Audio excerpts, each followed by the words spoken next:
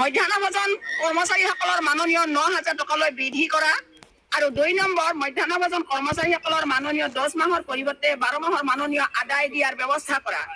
৩ number মধ্যাহ্ন ভোজন কৰ্মচাৰীসকলক নিযুক্তি পত্ৰ দি চাকৰি নিয়মীয়াকৰণ কৰা। ৪ নম্বৰ হৈছে মধ্যাহ্ন ভোজন কৰ্মচাৰীসকলক সময়মতে মাননীয় আদায় দিয়াৰ ব্যৱস্থা কৰা। এই চাৰিটাই আমাৰ কাৰ্যসূচী। মূল দাবীটো এইখিনিয়ে আমাৰ চাৰিটাই।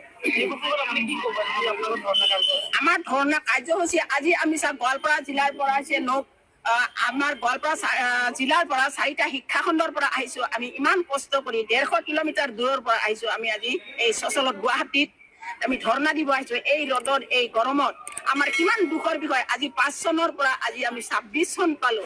কিমান বছৰ হ'ল আমাৰ, কিমান দুখৰ কথা। কিন্তু আজি 1000 টকাত চলিব পাৰে নেকি? আজিৰ দিনত বস্তুৰ ইমানেই দাম। আজি মিঠাতেলৰ 200 টকা লিটাৰ, চাউলৰ 42 টকা কিলো।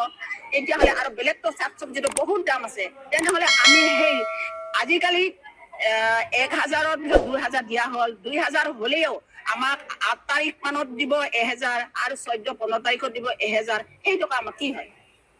আমাৰতো ল'ৰা ছোৱালী আছে। সেই ল'ৰা ছোৱালীবিলাকক দৈনিক স্কুলত গ'লে 10 টকা 20 টকা লাগে। আৰু হাইস্কুলত যোৱা ল'ৰা ছোৱালীবিলাকতো 20 টকাত বাহিৰে সিহঁতে নাযায়। ইমান খোজে মাকৰ পৰা, কিমান দুখৰ কথা দিব নোৱাৰিলে। আজি আমি হাজিৰা কৰিব যাব নোৱাৰো। আজি আমি খেতি বাতিৰ দিন, কিন্তু এই যে 300, 350, 400 টকা হাজিৰা। তেনেস্থলত আজি আমি স্কুলত কাম কৰি এই 1000 বা 2000 টকা আমাক যদি একেলগেও দিল হয় তথাপিও আমাৰ ভাল হয়। কিন্তু 1000 টকা 2000 টকা একেলগে নিদিয়ে। আমি কেনেকে চলিম? সেইকাৰণে আমাৰ দুখৰ বিষয় যে আজি আমি ইমান কষ্ট কৰি এই ৰ'দত গৰমত আমি ইমান কষ্ট কৰি আমি আজি ইয়াত বহি আছো। কি কাৰণত বহি আছো?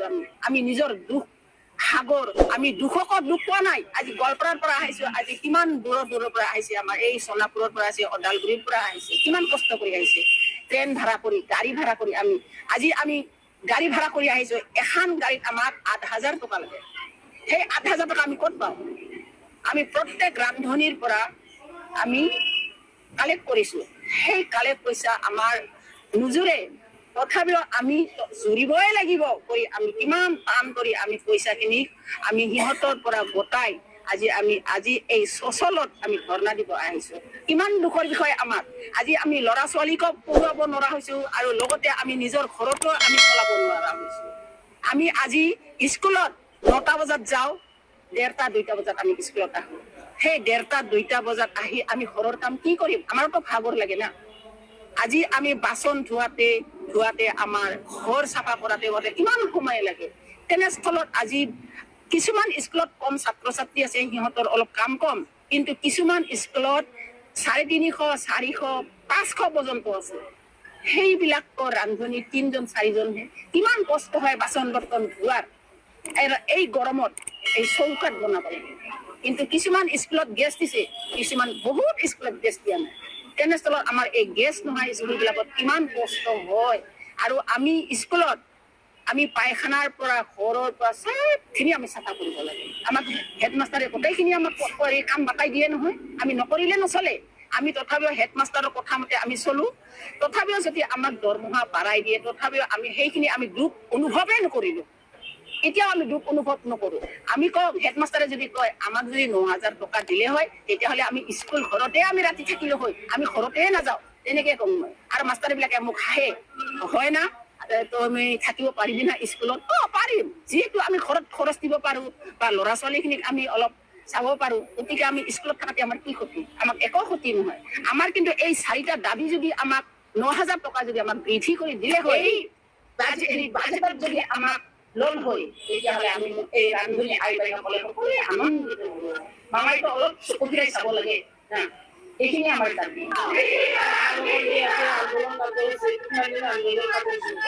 আজি একদিনে হ'ব, কিন্তু আমি প্ৰত্যেকবাৰে বাজেট অধিগ্ৰহণ সমস্যাৰ আন্দোলন কৰি আছো। আৰু আজি এইবছৰে নহয়, আজি বিগত 2005 চনৰ পৰা আন্দোলন কৰি আছো। কিন্তু এই চৰকাৰে প্ৰতাৰণা কৰি আছিলে। মাত্ৰ 500 টকা বৃদ্ধি কৰিব, 2 বছৰত 500 টকা বৃদ্ধি কৰিব।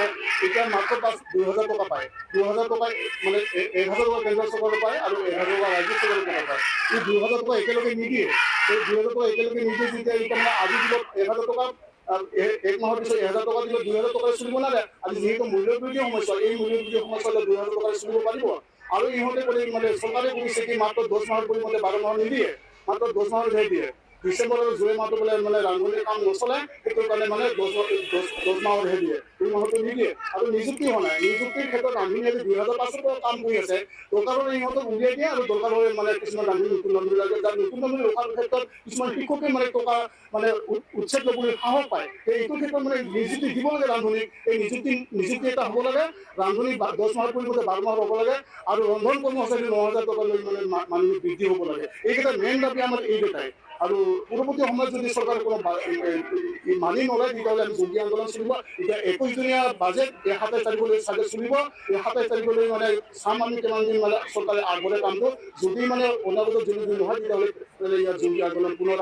আমি কৰিম গতিকে আপোনাৰ যদি বাজেট অধিৱেশন চলি আছে গতিকে আপুনি আমাৰ এইবাৰ চলি আছে গতিকে বাজেটত আপোনালোকৰ উত্থাপন হ'ব বুলি আপুনি ভাবে নাই উত্থাপন হ'ব বুলি ভাবো কাৰণ যিবিলাকে মানে আজি মানে মেমৰিয়েল লৈ গৈছে সেইটো মানে বাজেট এনে কিছুমান মানে মন্ত্ৰীও আহে আজি মন্ত্ৰী নাহিলেও যিটো মানে আজি বিশেষভাৱে আহিব সিহঁতে নিশ্চয় বাজেটৰ উত্থাপন হয়ে প্ৰত্যেক বছৰে হয় বাজেট কিন্তু গুৰুত্ব কোনো সহকাৰে নিদিয়ে এইটো গুৰুত্ব কিয় কাৰণে নিদিয়ে সেইটো আমাক লাগে আৰু মানে অলপ হ'লেও ৰান্ধনিবিলাকে 6 ঘণ্টা সময় নষ্ট কৰে মানে ইহঁতে আগতে যাব লাগে শিক্ষকৰ পিছত আহিব লাগে কিবা এটা মানে চাউলৰ যদি চলো যায় বন্ধ কৰা ৰান্ধনিৰ ওপৰত মানে সম্পূৰ্ণ মানে প্ৰতিবাদ ৰান্ধনিৰ প্ৰতি যায় গতিকে ৰান্ধনিৰ কৰ্তব্য বহুত ইয়াতে সেইটো কাৰণে চৰকাৰে অলপ ভাবি চিন্তি চাই পেলাই মানুহটো বৃদ্ধি কৰে তাকে আমি মানে এটা দাবী জনাইছোঁ চৰকাৰৰ পুনৰ 21 দিনৰ পিছত যদি কোনো 21 দিনত মানে কোনো এটা দাবী নলয় তেতিয়াহ'লে আমি পুনৰ আন্দোলন আমি কৰি এটা হ'ব লাগে ৰান্ধনি 10 মাহৰ পৰিৱৰ্তে 12 মাহ হ'ব লাগে আৰু ৰন্ধন কৰ্মচাৰী 9000 টকা লৈ মানে মানুহ বৃদ্ধি হ'ব লাগে এইকেইটা মেইন দাবী আমাৰ এইকেইটাই আৰু পৰৱৰ্তী সময়ত যদি চৰকাৰে কোনো মানি নলয় তেতিয়াহ'লে আমি জঙ্গী আন্দোলন চলিব এতিয়া 21 দিনীয়া বাজেট এই 27 তাৰিখলৈ চাগে চলিব এই 27 তাৰিখলৈ মানে চাম আমি কিমান দিন মানে চৰকাৰে আগবঢ়াই কামটো যদি মানে অনাগত যদি নহয় তেতিয়াহ'লে ইয়াত জঙ্গী আন্দোলন পুনৰ আমি কৰিম গতিকে আপোনাৰ যদি বাজেট অধিৱেশন চলি আছে গতিকে আপুনি আমাৰ এইবাৰ চলি আছে গতিকে বাজেটত আপোনালোকৰ উত্থাপন হ'ব বুলি আপুনি ভাবে নাই উত্থাপন হ'ব বুলি ভাবো কাৰণ যিবিলাকে মানে আজি মানে মেমৰিয়েল লৈ গৈছে সেইটো মানে বাজেট এনে কিছুমান মানে মন্ত্ৰীও আহে আজি মন্ত্ৰী নাহিলেও যিটো মানে আজি বিশেষভাৱে আহিব সিহঁতে নিশ্চয় বাজেটৰ উত্থাপন হয়ে প্ৰত্যেক বছৰে হয় বাজেট কিন্তু গুৰুত্ব কোনো সহকাৰে নিদিয়ে এইটো গুৰুত্ব কিয় কাৰণে নিদিয়ে সেইটো আমাক লাগে আৰু মানে অলপ হ'লেও ৰান্ধনিবিলাকে 6 ঘণ্টা সময় নষ্ট কৰে মানে ইহঁতে আগতে যাব লাগে শিক্ষকৰ পিছত আহিব লাগে কিবা এটা মানে চাউলৰ যদি চলো যায় বন্ধ কৰা ৰান্ধনিৰ ওপৰত মানে সম্পূৰ্ণ মানে প্ৰতিবাদ ৰান্ধনিৰ প্ৰতি যায় গতিকে ৰান্ধনিৰ কৰ্তব্য বহুত ইয়াতে সেইটো কাৰণে চৰকাৰে অলপ ভাবি চিন্তি চাই পেলাই মানুহটো বৃদ্ধি কৰে তাকে আমি মানে এটা দাবী জনাইছোঁ চৰকাৰৰ পুনৰ 21 দিনৰ পিছত যদি কোনো 21 দিনত মানে কোনো এটা দাবী নলয় তেতিয়াহ'লে আমি